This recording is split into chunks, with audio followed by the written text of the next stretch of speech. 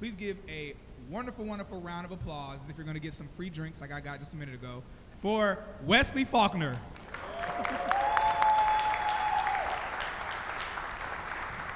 Thank you so much. Hello. How's everyone doing? Let's move to the slide that has my big face on it so I can talk to you a little bit about myself and my relationship with neurodiversity. I was diagnosed with ADHD and dyslexia my freshman year of college. So I went through all of grade school, high school, not understanding why I was having so many problems. Part of it was that, as mentioned in my intro, I'm a first-generation American, so I thought I was just weird because getting used to the American culture from my background was part of it. So when I had conversations about pop culture or about what grits were with people, and I had no idea, they would just call me weird, and so that's what I've leaned into. But when I was diagnosed, it answered a lot of questions, and it made it feel as though there was a reason for why I moved through the world differently. So I got accommodations, and I went to my first class, and the first thing that they said is, "What do you need?" And I said, "You tell me." I just found out. And so it was a hard road to go, but one of the accommodations was like being able to have extra time on tests, yay. But then I had to deal with people saying, "Well, why are you here early for the test?" Or "Why do you get to stay late?" And I had to explain it in a way of why, and it just felt really awkward. So that's when I kind of like said, like, I don't want to feel even weirder, even stranger. And I kind of just shoved it like away and didn't deal with it until 2020, when we all kind of had to deal with ourselves because we were spending too much time with ourselves. So in 2020, I got fired from my job, and it was a horrible experience. And it allowed me to have the time and the reflection to dive deep on me. And so this talk kind of comes from that, what I've learned, my journey, and actually, so this is from my perspective, and the reason why I really want to highlight that it's my perspective, because there's a saying, if you met one person with dyslexia, you've met one person with dyslexia. If you met one person with ADHD, you've met one person with ADHD. So we're all unique, and so this is drawing from that reservoir of knowledge and is meant to speak from my perspective. So please don't take what I'm saying as gospel, and keep your mind open as you go through this presentation. I also want this to be super like interactive, so scream, yell, catch the Holy Ghost, whatever you want to do. But I want you to feel like you're part of this. Part of this, let's go through what I'm going to go through. Is the first thing is a quiz, which means I'm going to ask some really easy questions, but I want you to answer them, not out loud, but if you have a pen, if you have a phone, or if you just want to hold it in your head, there's only 3 questions, so it's not much. But I do want you to take the time to answer them, the questions of the quizzes. And what we're going to do, we're going to go for a round of just the questions and then a round of the answers.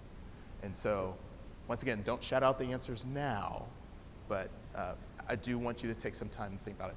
And don't take too much time. These are easy questions, and but they're just to illustrate a point, and you'll see what I mean. Okay? Are you ready? All right. All right, so here's the quiz.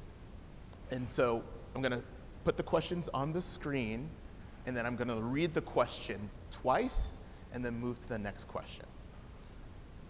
Got it? So I'm going to read it twice. Next question. Easy? Got it? Pens ready? Everyone's ready? All right, here we go. A bat and a ball together cost $1.10. The bat cost $1 more than the ball. How much does the ball cost?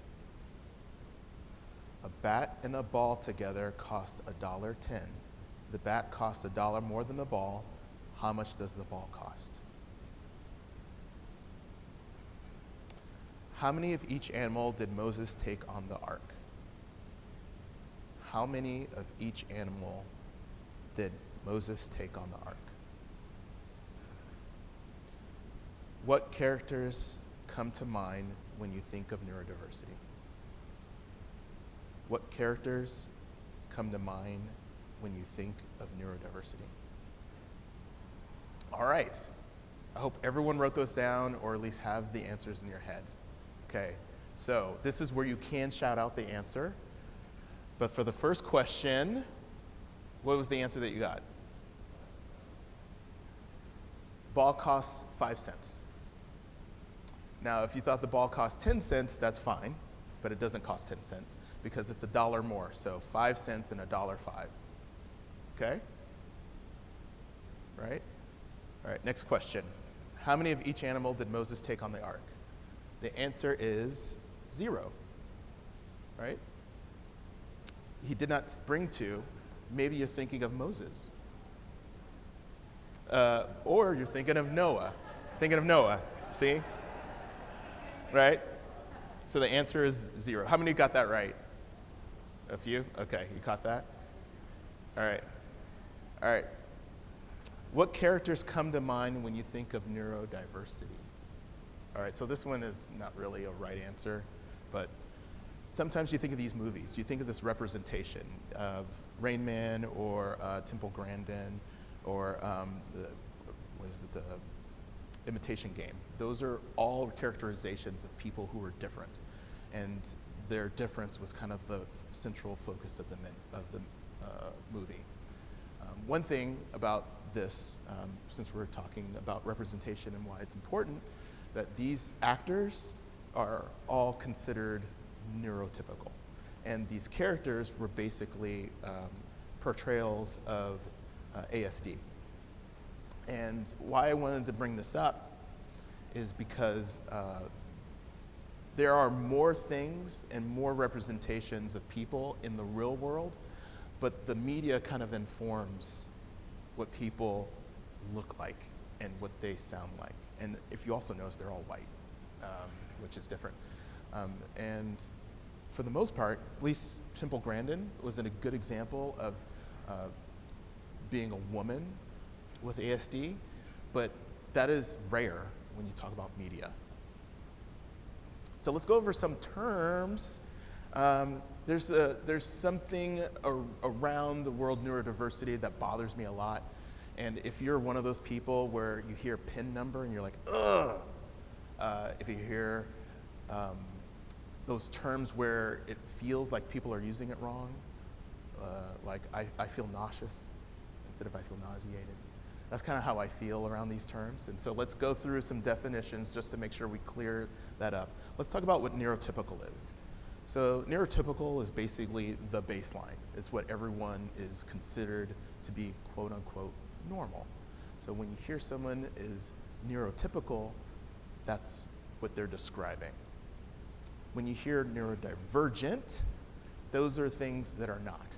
Those are people that and conditions or representations that are pathologized. So if you look in the DSM-5, which is the manual of all the things that are wrong with people, that's where you find a list of stuff. So in neurodivergent, what is considered neurodivergent are people with dyslexia, ADHD, people who have like ASD, but it also can include people who may have acquired conditions like PTSD or a TBI. So, and things that you may not consider like in the classic neurodivergent, so depression or bipolar or someone who's extremely anxious. Those are all considered part of neurodivergence. And now we'll get to the VIN number, the ATM machine version of this, of neurodiversity. Let's clear this word up. Neurodiversity is talking about the concept that every representation of the human condition is considered normal. It's considered part of the spectrum of just being human. That there is no neurotypical, neurodivergent, there is just us and neurodiversity, just like there is with humans, with race, with gender. It's all part of how we present ourselves. And without the differences, we cannot grow as people, we can't evolve, we can't fix hard problems, and we need that in order to advance as a species. So when someone says, I believe that neurodiversity, I love those people. No. It's not a separate, it's an and, okay? Neurodiversity is about us all being together. Okay, clear? All right, I deputize all of you, so when you hear someone using it wrong, that you correct them, okay? That is now your charge, and it was the unsigned agreement when you came into this room that you didn't know about, but you have to make sure that people use this word right, because if we don't use the right words, then we cannot express ourselves in the right way. And neurodiversity is about all of us, and I just don't want anyone to forget that or to separate that. There's no allies to people for neurodiversity. We are all part of the solution, and we're part of this tapestry of human beings, okay? Let's go over some other terms that people describe people who are neurodivergent. Clever, gifted, and I'm sure if you're in this room, you probably heard these words describe you. You hear these labels put on you, and you might even have some internal ableism that makes you call yourself this. And I mentioned about my background, how I felt different, how I felt like I was not able to kind of feel like I blend in or find a place in this world. And it is that outward voice, that society voice, that media representation that made me feel a lot of these words. And if you have gone through this, you probably understand that feeling too. So these words, that pathologizing I was talking about for DSM-5 and the manual and telling you all these ways that you're the problem, people can tell you you're the problem, and in a lot of cases, sometimes the people closest to you can use these words to define you and say who you are. But let's talk about other ways of looking at it. Let's look at a reframing. Let's talk about how we can take the same materials but cook a new batch with this recipe. Take the foundations of the things that make us different and look at it in a way in which we can, as a people, feel like we're still contributing, because we are. Because we're needed?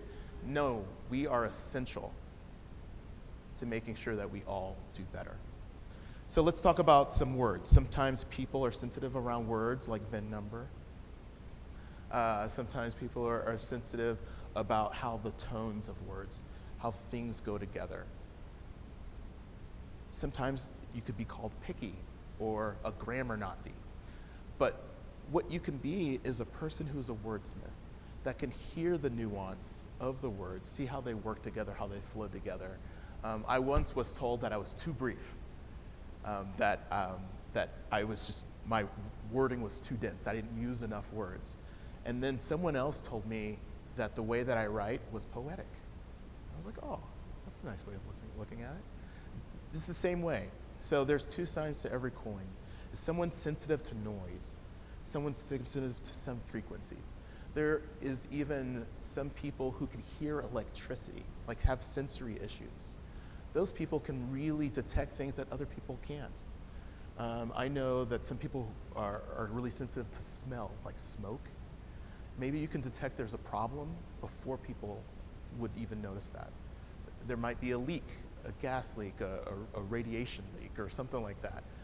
People in those positions should not be discounted or told or dismissed that what they're feeling or what they're experiencing is less than, but also can be the canary that can save everyone else's lives.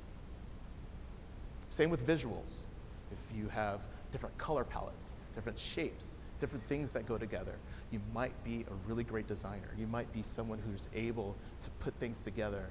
Sometimes you can understand it and sometimes you can't, but it allows people to be more at one with the visuals. Same with relationships. Some people are super empathetic.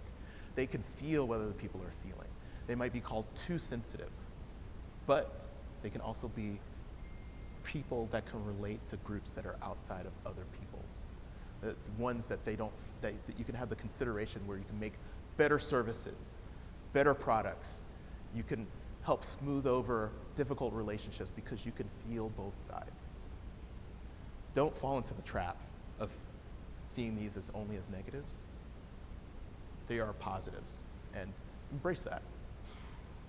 All right, so this is the workplace part of it. I know I talked about neurodiversity in the workplace, so I don't want to go past this too quickly, but we need to think about changing the way that we hire, that we support, and that we reward employees. So if you are a manager, if you are in charge of bringing people in, think through your process. Look at your job description. How much of that is it about tasks that they need to be good at, or is it about how they show up? Is it important to make your numbers as a salesperson or to be in the office? There's a lot of constructs about putting emphasis on how things are done rather than the results they bring.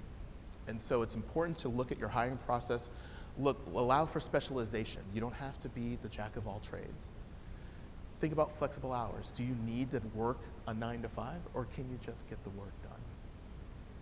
Think about the restrictions and the barriers that you're putting in your hiring process that keep the people out.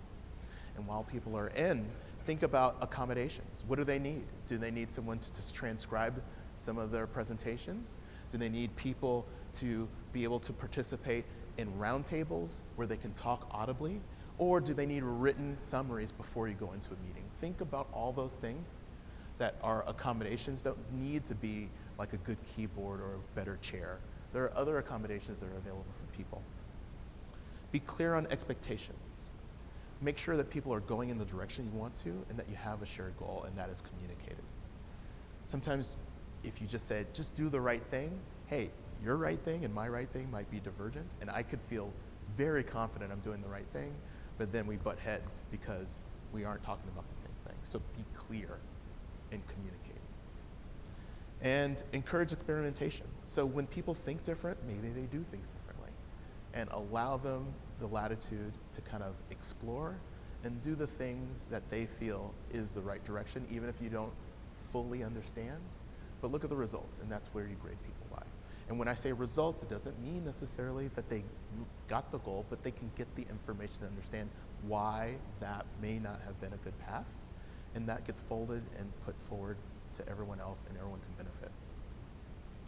And when people look different or present different, they may not look like management. And that sometimes restricts people from being promoted or getting the next role because they don't look like or do things like the previous people before them.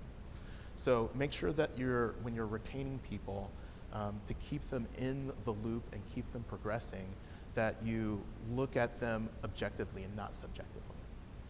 It's not important how they dress. It's not important whether or not they give eye contact. It's important that they do their job and that they're able to express themselves in a natural way. Remove arbitrary rules. I mentioned returning to office and how that is a rule that sometimes doesn't really match what the ultimate objective is, but sometimes it is a degree, sometimes it's a certification. Sometimes it's something that's just put there to be a barrier.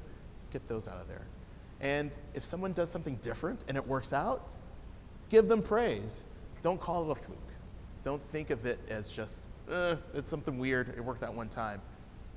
Give them their flowers, give them their gems. Let them reinforce exactly why what they did. Being different is good. And that is how you get innovation. If you're doing something over and over again, things don't change. So it's really important to reward innovation, okay? And when all else, listen to your people. Just ask them what they need and then listen to that. Don't dismiss concerns. It's very important. All right. All the managers heard that, I hope. If not, this is recorded. Play this back as many times as you need to. Say again? Share the link. Okay, will do. If you want a link to this, I'll give it to you in the QA session afterwards. All right, so we're wrapping up, and I just want to leave you with some resources. The first one is the double empathy problem. This is really great for whether you consider yourself neurotypical or neurodivergent. The reason for that is because there's a saying that let's say people who are neurodivergent aren't empathetic. They don't have the right expressions or the right responses. But you take a neurodivergent person and a neurodivergent person, and they get along fine, right? You take a neurotypical person and a neurotypical person, they get along fine. You mix them two, and sometimes you get that, why can't you understand me? Well, why can't you understand me? And they both become frustrated, and they both feel that they're not being heard. So this is a frustration where usually in the neurotypical sense, it's framed as that other person is bad at communicating when they don't understand that they are also bad at communicating to someone who's neurodivergent, okay? So it's a really great article that really explains how this works in this dynamic. The next is the Autism and Neurodiversity Self-Advocacy book. And with this book is really important because it allows people to not focus on social standards, and it gives you permission to say it's okay to speak up, it's okay to advocate for yourself. There's a lot of trauma with growing up with someone who doesn't understand how you present yourself in the world because they want you to conform. They want you to fit in a box, and this one is saying that you don't have to do that. That it gives you permission. The Autism and Neurodiversity Self-Advocacy Handbook. Once again, I can give you all the links at the Q&A. Next is Judy Singer, Neurodiversity, the Birth of an Idea. Judy Singer is the person that coined the term neurodiversity. So of course I have to promote her book. Also, she is a wonderful human being if you ever met her or have experience with her. So I highly, that's I consider the source of the concepts. And she's also very active on LinkedIn, so you can follow her too, get a lot of information. And then there is this book. So if you consider yourself neurotypical, this is Against Empathy. So Against Empathy is the book that talks about, there's a lot of talk about you need to empathize with other people. Empathy is very important. But this book really talks and breaks down that point and why empathy is not really that important. What is important is compassion. You don't have to be in someone else's experience to treat them with respect and treat them with care. And if you can't relate to my history, you can't relate to the way I grew up, that doesn't mean you need to treat me as if I'm an alien. Treat me with compassion. And there's this book called Just Work. And the just isn't like, shut up and work. It's just workplace. So working in a place that values you, that looks at your essence as a person, that looks at your essence as a human being, and that in itself has value. It's not just your work product, it's just being a really good person. So Just Work is a really great book that really talks about how to create a more inclusive workplace and how to participate in a way to enact change when the leaders don't know how to. So really recommend that book. And then last in the list is Brene Brown's Daring Greatly. And the reason why Daring Greatly is a really good book, even though it doesn't sound like it's related to this topic, because there's a lot of talk about shame and how you cannot be a person that is courageous without being scared. And you cannot be a person that can enact change if you can't speak it.